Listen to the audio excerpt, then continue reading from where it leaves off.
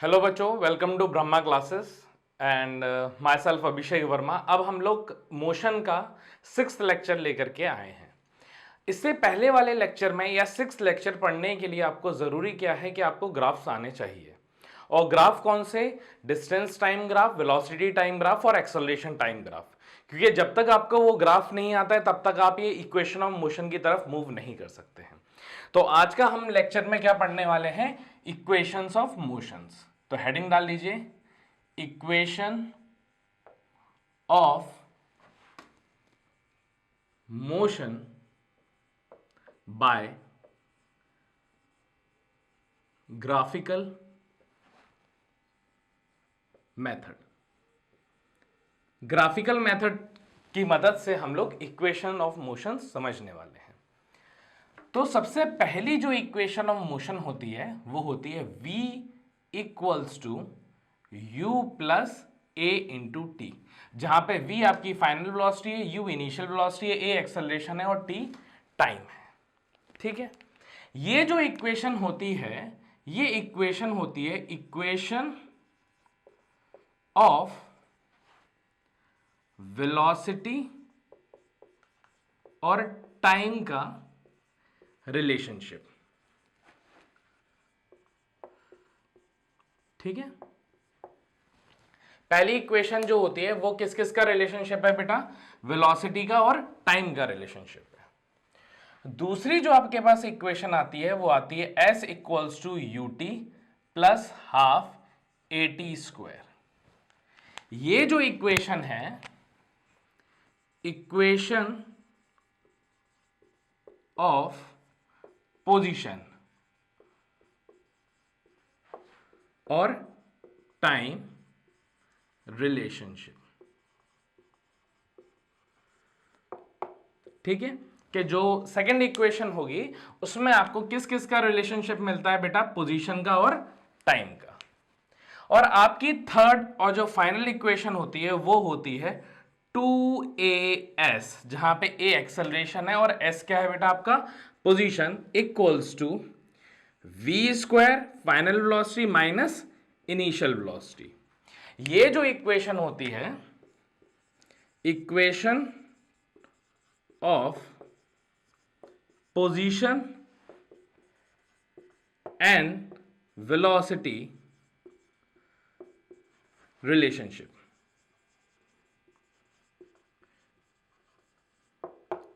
ठीक है, ये किस किस का रिलेशनशिप दे रही है बेटा? थर्ड वाली, पोजीशन का और वेलोसिटी का।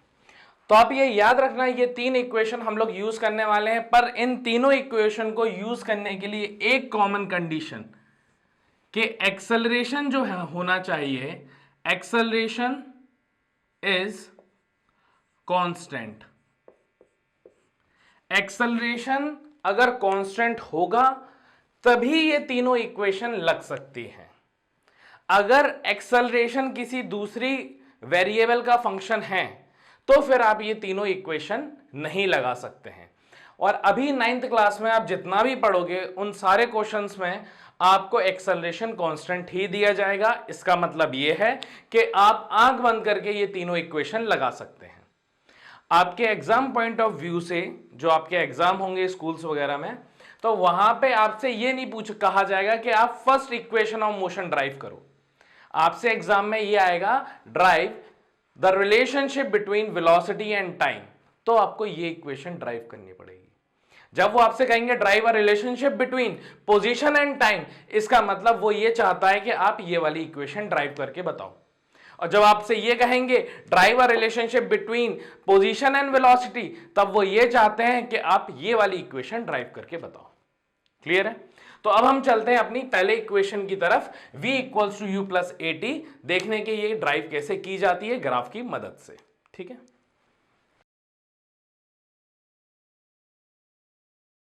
अब हम लोग चलते हैं अपनी फर्स्ट इक्वेशन ऑफ मोशन की तरफ, जिसकी हेडिंग क्या डालोगे आप? Equation of velocity and time relationship.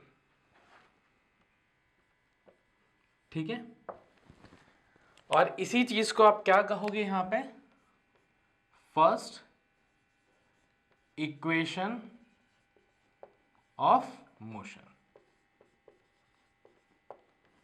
अब इसको प्रूफ हम किसकी मदद से कर रहे हैं, अभी हम इसको प्रूफ ग्राफिकल मेथड से कर रहे हैं। और तो ग्राफ हम किस किस का लेंगे, रिलेशनशिप किसका है, वेलोसिटी और टाइम का रिलेशनशिप है, तो हम ग्राफ किसका लेंगे, वेलोसिटी और टाइम का। तो वाई एक्सिस में मेरी क्या आ जाएगी, वेलोसिटी, और एक्स एक्सिस में मेरा क्या आ जाएगा, टाइम। वेलोसिटी को किससे रिप्रेजेंट कर रहे हैं बेटा, v से, और टाइम को किससे रिप्रेजेंट कर रहे हो आप, t से। क्लियर है। और इसके बीच में जो हमें ग्राफ मिलता है वो कुछ ऐसा मिलता है। क्लियर है। इस पॉइंट को, जहां से ग्राफ शुरू हुआ उस पॉइंट को a बोलता हूं, और उस पॉइंट पे जो इसकी वेलोसिटी है उसको मैं u बोलता हूं। क्लियर है। और इस पॉइंट को मैं b बोलता हूं, और इस पॉइंट की जो वेलोसिटी है उसको मैं v बोलता हूं। क्लियर है। इधर पे टाइम t इक्वल्स टू, इस पॉइंट को मैं o बोलता हूं, और ये जो टाइम नीचे आ रहा है इसको मैंने t बोला। कोई दिक्कत है? ठीक है, अब हम इसे सॉल्व करते हैं। आपको यहां पे पता है स्लोप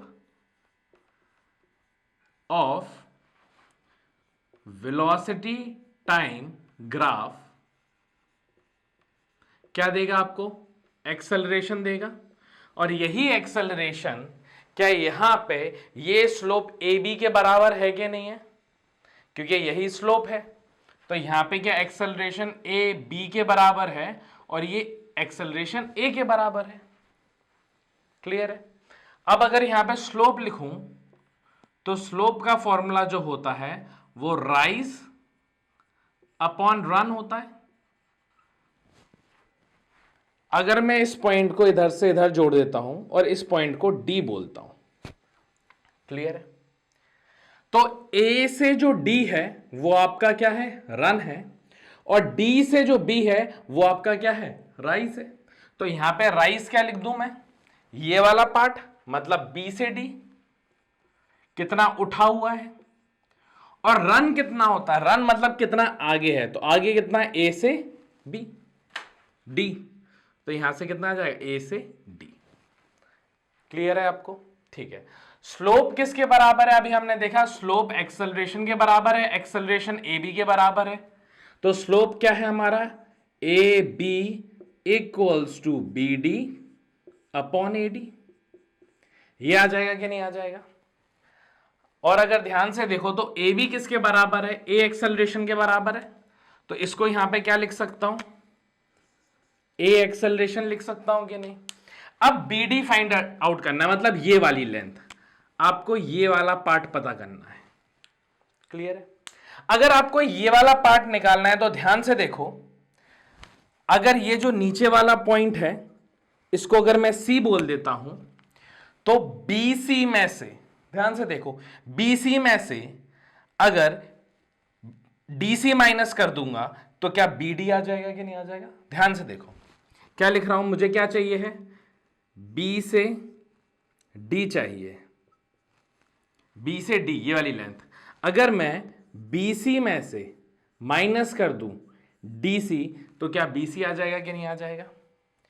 अच्छा, बी सी कितना है, ऊपर से नीचे बी सी कितना दिया गया है, क्या v के बराबर है, तो v, और dc अगर मैं देखूं तो dc इतना है, मतलब ये किसके बराबर है, ये वाली लेंथ के बराबर है। ये लेंथ कितना है, माइनस u, मतलब b और d जो है वो v माइनस u के बराबर आया कि नहीं आया?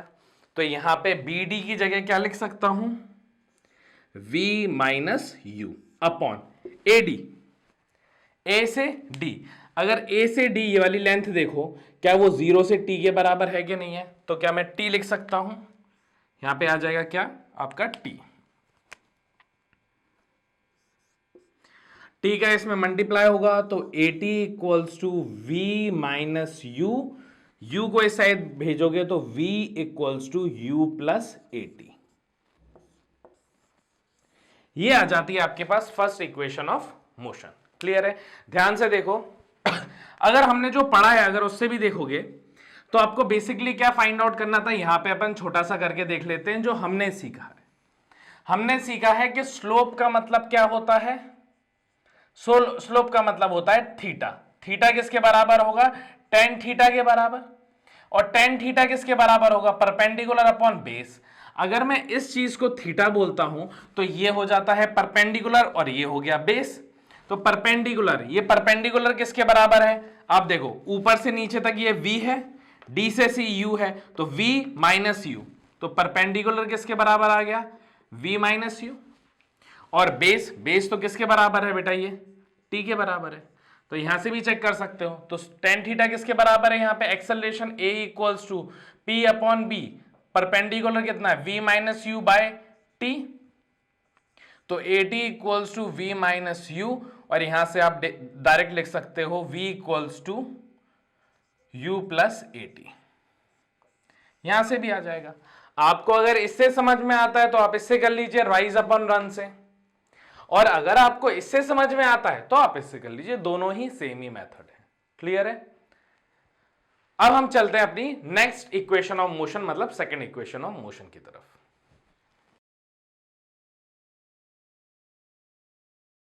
अब हम लोग चलते हैं अपनी सेकंड इक्वेशन ऑफ मोशन की तरफ। तो आप लोग हेडिंग डाल लीजिएगा, equation of position and time relationship. ठीक है, और इसी को हम क्या बोलते हैं, सेकंड इक्वेशन ऑफ मोशन। ठीक है बेटा, जो आपने फर्स्ट इक्वेशन ऑफ मोशन के लिए ग्राफ इस्तेमाल किया था, वही सेम ग्राफ हम लोग सेकंड इक्वेशन ऑफ मोशन को प्रूव करने में यूज करेंगे। यहां पे मैं साइड में लिख लेता हूं, सेकंड इक्वेशन ऑफ मोशन है क्या, s equals to ut plus half at square. ये आपकी सेकंड इक्वेशन ऑफ मोशन है। ठीक है, वही सेम ग्राफ बनाते हैं, जहां पे मेरी y एक्सिस में क्या है, वेलोसिटी, जिसको मैं v से रिप्रेजेंट कर रहा हूं, और मेरी x एक्सिस में क्या है, टाइम, जिसे मैं t से रिप्रेजेंट कर रहा हूं। क्लियर है। और ये जो ओरिजिन पॉइंट है इसको मैंने o बोला। इतनी बात क्लियर है। इसमें जो हमें ग्राफ मिला वो कुछ ऐसा मिला, मतलब जब टाइम आपका जीरो है, इस पॉइंट पे टाइम क्या है बेटा, जीरो है, तब आपके पास कुछ वेलोसिटी है जिसे आप इनिशियल वेलोसिटी u से रिप्रेजेंट कर रहे हैं, और इस पॉइंट को क्या बोला आपने, a। और फाइनली इस पॉइंट पे जब टाइम t है तब आपकी जर्नी खत्म हो गई, तो इस पॉइंट को आपने b बोला, और b पे जो फाइनल वेलोसिटी रही उसको आपने v बोला। क्लियर है। तो ये जहां पे ड्रॉप हो रहा है उस पॉइंट को हमने c बोला। क्लियर है। अब हमने पढ़ा है लेक्चर, अगर आपने नहीं आप जानते हैं तो आप लेक्चर नंबर 5 पे जा सकते हैं ग्राफ के, वहां पे आपको पता चल जाएगा। अदरवाइज आपको टीचर ने बताया होगा कि area under velocity time graph आपको डिस्टेंस और डिस्प्लेसमेंट देता है। क्लियर है। तो यहां पे मैं लिख लेता हूं, एरिया अंडर वीटी ग्राफ, मतलब velocity time graph, gives you distance. Clear. क्या देता है, डिस्टेंस देता है। डिस्टेंस और डिस्प्लेसमेंट दोनों ही देता है, वो आपको आगे पता चलेगा कि कब डिस्टेंस दे रहा है और कब डिस्प्लेसमेंट दे रहा है। क्लियर है। अगर मैं सारा area under the curve graph पूरा आपका अगर पॉजिटिव एक्सिस के ऊपर है, उन सारी डिस्टेंसेस को मैं जोड़ लूंगा तो वो डिस्टेंस हो जाएगा, और ग्राफ के नीचे जो भी चीजें दी गई हैं उसे सब्ट्रैक्ट कर दूंगा तो मेरा डिस्प्लेसमेंट आ जाएगा। इतनी सी बात है। क्लियर है। आगे चलते हैं। इसका मतलब area under the curve, under the curve क्या हो जाएगा, इसका मतलब एरिया ऑफ, कौन कौन सा एरिया, ओ, ए, बी और C, area of O, A, B, C, O, A, B, C, आपको ये पूरा एरिया चाहिए। अगर ये पूरा एरिया चाहिए तो इसको अगर मैं ध्यान से देखूं और हाफ पार्ट में डिवाइड कर लूं और इस पॉइंट को डी बोलता हूं, तो आप ध्यान से देखेंगे तो ये वाला तो एक ट्राइंगल बना रहा है, ये वाला पार्ट ए बी डी एक ट्राइंगल है, और ओ ए डी सी एक क्या है, रेक्टेंगल है। कैसा ये, रेक्टेंगल।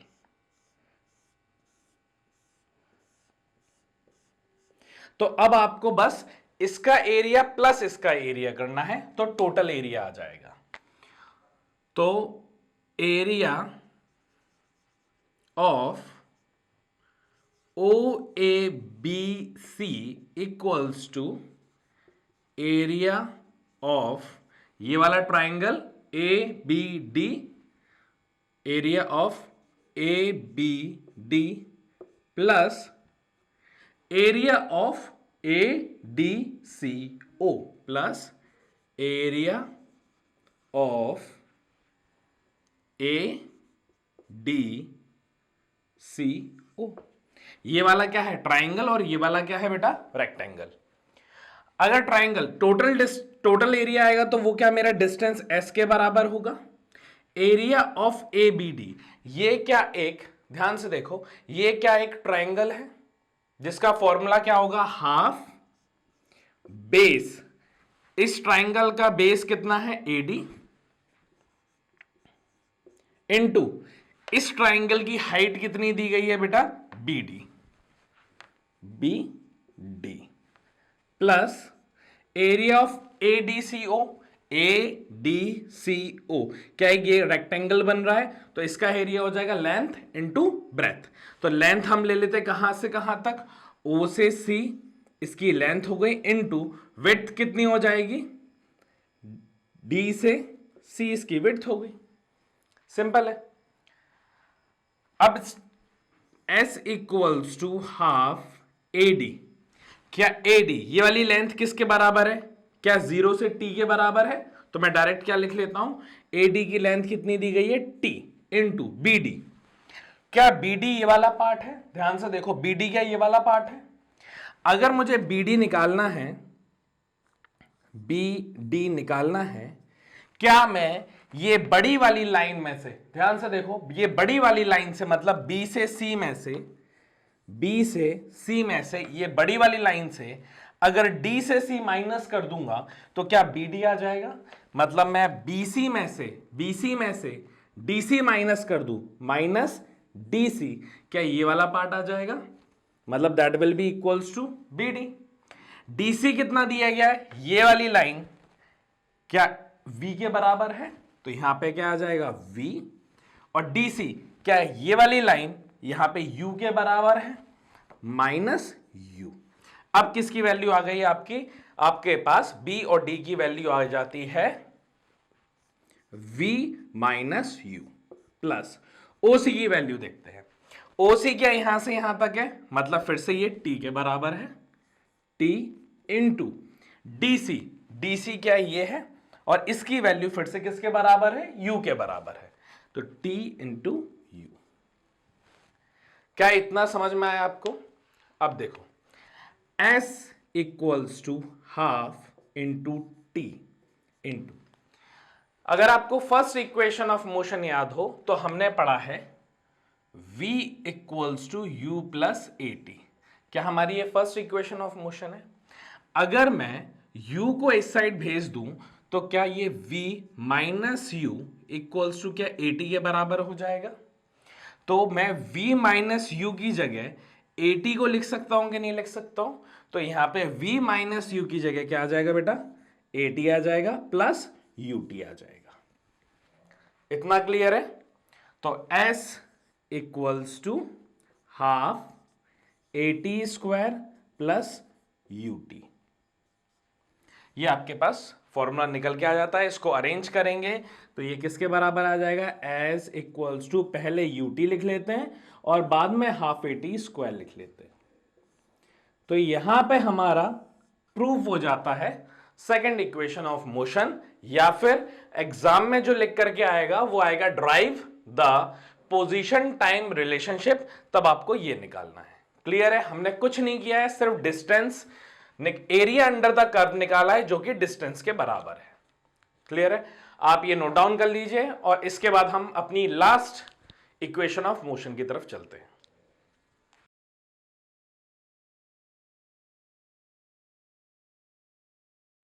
अब हम लोग आ गए हैं हमारी लास्ट एंड फाइनल इक्वेशन पे, that is third equation of motion. तो सबसे पहले हेडिंग डालेंगे equation of position and velocity relationship. ठीक है, और इसी को हम क्या बोलेंगे, हमारी ये थर्ड इक्वेशन ऑफ मोशन। अब चलते हैं, जो हमने ग्राफ फर्स्ट में और सेकंड में दोनों में सेम इस्तेमाल किया है, थर्ड में भी हम वही ग्राफ इस्तेमाल करेंगे। मतलब आपको जब तीनों इक्वेशन ऑफ मोशन को सॉल्व करना है तो आपका जो ग्राफ रहेगा वो वीटी ग्राफ ही रहेगा। तो यहां पे सबसे पहले क्या बनाते हैं, वीटी ग्राफ आपका, ये वाई एक्सिस में वेलोसिटी और एक्स एक्सिस में क्या है, टाइम टी। क्लियर है, और आपको इस एक्सप्रेशन क्या लाना है, 2as equals to V square minus U square. ये आपकी है क्या, थर्ड इक्वेशन ऑफ मोशन। ये आपको फाइनली प्रूफ करना है। ठीक है, तो सबसे पहले वही ग्राफ बनाते हुए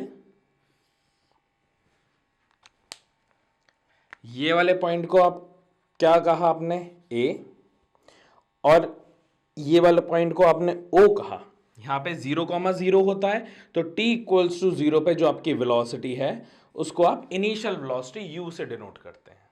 क्लियर है, ये आपकी फाइनल वेलोसिटी है किसी टाइम t पे।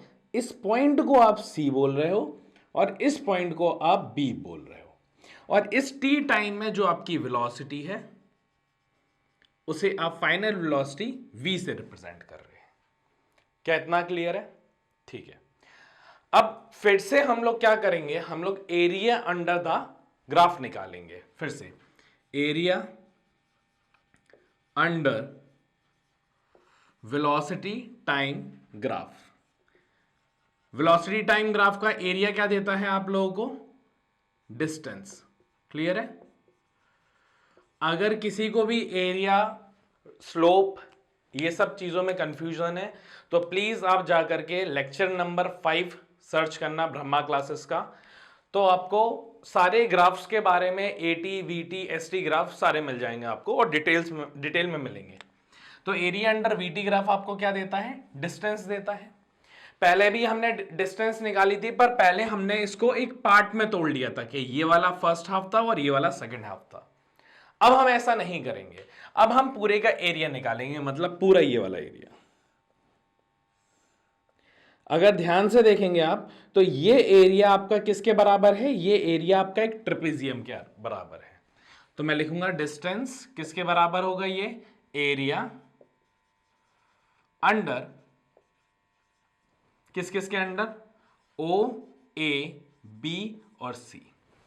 क्लियर है, तो यहां पे area under O, A, B, C equals to area of trapezium, TRA, किसके बराबर है, ये ट्रेपेजियम के एरिया के बराबर होगा। क्लियर है, और एरिया ऑफ ट्रेपेजियम क्या होता है, total area under the curve O A B किसके बराबर हो जाएगा, S के बराबर, और ये S किसके बराबर होगा, एरिया ऑफ ट्रेपेजियम। ट्रेपेजियम का फॉर्मूला क्या होता है, हाफ और bracket sum of parallel side into उसका एल्टीट्यूड।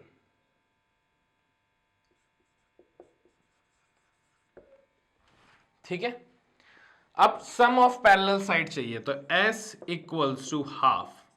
यहां पे अगर पैरेलल साइड देखी जाए तो OA और BC क्या पैरेलल साइड है, तो इन दोनों का क्या होना चाहिए, सम। तो हाफ सम मतलब OA प्लस क्या आ जाएगा, BC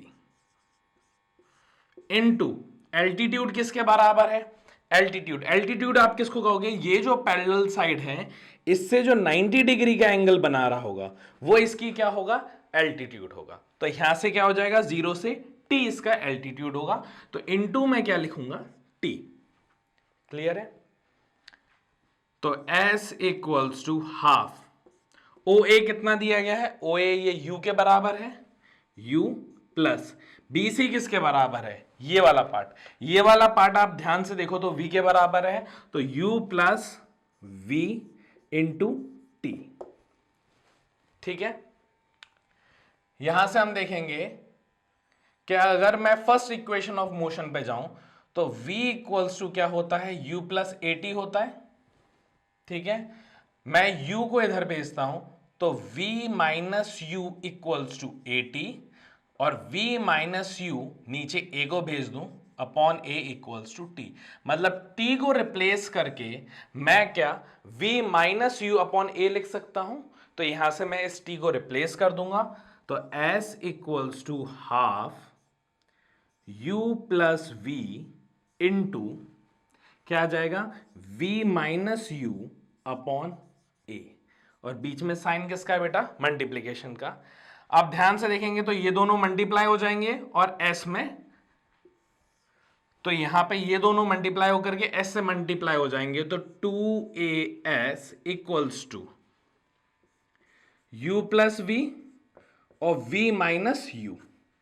क्लियर है, और आपको इधर से पता होगा एक हमारी आइडेंटिटी होती है A square minus B square equals to A plus B और A माइनस B। क्या ये दोनों आइडेंटिटी यहां पे अप्लाई हो सकती है, देखो यहां पे U प्लस V है और V माइनस U है, तो क्या आ जाएगा, 2AS equals to V square minus U square. Clear है, तो क्या सेम फॉर्मूला हमारे पास आ जाता है यहां पे, तो हमें जो प्रूफ करना था थर्ड इक्वेशन ऑफ मोशन वो हमारी यहां से आ जाती है। क्लियर है, याद रखना कि इसमें भी हमने एरिया निकाला है और सेकंड वाले में भी हमने एरिया अंडर द कर्व निकाला था। क्लियर है, पर सेकंड वाले में हमने जो एरिया निकाला था पहले वो ट्रायंगल का निकाला था और फिर रेक्टेंगल का निकाला था, और इसमें जो हमने एरिया निकाला है वो डायरेक्ट हमने पूरा एरिया निकाला है जो किसके बराबर है, ट्रेपीजियम के बराबर है। और ट्रेपीजियम का फॉर्मूला क्या होगा, half sum of parallel side, मतलब ये दोनों parallel side multiply by altitude, altitude इसका ये होगा। ठीक है, और सम ऑफ पैरेलल साइड क्या हो जाएगा, OA BC, तो OA प्लस BC लिखा इनटू एल्टीट्यूड कितना होगा, ये वाला पार्ट मतलब 0 से T, तो यहां पे T का मल्टीप्लाई कर दिया और बाकी हमने सॉल्व कर दिया इसको। क्लियर है, एक बार फिर से देखिएगा, क्योंकि अगर मोशन चैप्टर मैथ से ये डेरिवेशन जो 3 है इसकी आने की प्रोबेबिलिटी बहुत ज्यादा रहती है, तो आप फिर से एक बार आप इसको अच्छे से पढ़िएगा। ठीक है, अब हम चलते हैं इसके न्यूमेरिकल्स की तरफ, जो कि आपके एनसीईआरटी में क्वेश्चंस दिए गए हैं। ग्राफ से रिलेटेड क्वेश्चन सॉल्व करेंगे और इन तीनों इक्वेशन का यूज करते हुए और भी अच्छे अच्छे सवाल करेंगे, तो आप ये नोट डाउन कर लीजिए पहले।